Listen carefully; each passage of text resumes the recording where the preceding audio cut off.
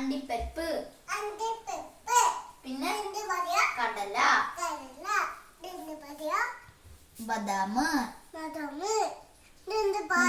ഉണക്കമുന്തിരി ഇതെന്താ പറയാ പരിപ്പ് അതൊന്നുമില്ല ഇതെന്താ പറയാ മുളക് പൊടി ജീരകപ്പൊടി മല്ലിപ്പൊടി ഇത് കാപ്പിപ്പൊടി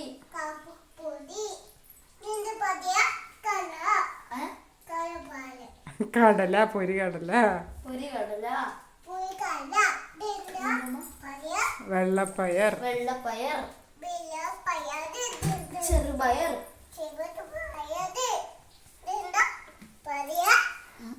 കടല പച്ചക്കടല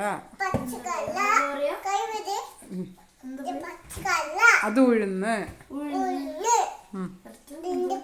വെള്ളക്കടല പട്ടാണി പരിപ്പ് ഇനി മുകളില്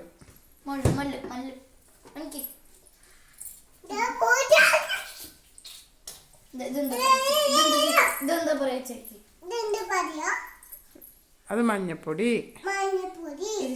എന്തിനാ ഉപയോഗിക്ക മുറിയായി പറഞ്ഞ തേക്കാനല്ലേ അത് മഞ്ഞപ്പൊടി പറഞ്ഞല്ലേ ഉലുവ കടുക്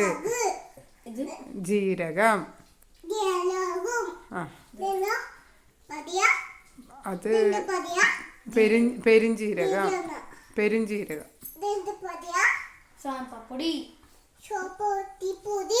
ശോനിപ്പൊടിയാ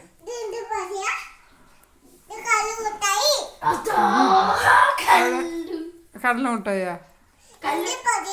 കല്ലുമുട്ടായ പരിപ്പല്ലേ മുട്ടായി ഇവിടെ ഒളിപ്പിച്ച് വെച്ചില്ല.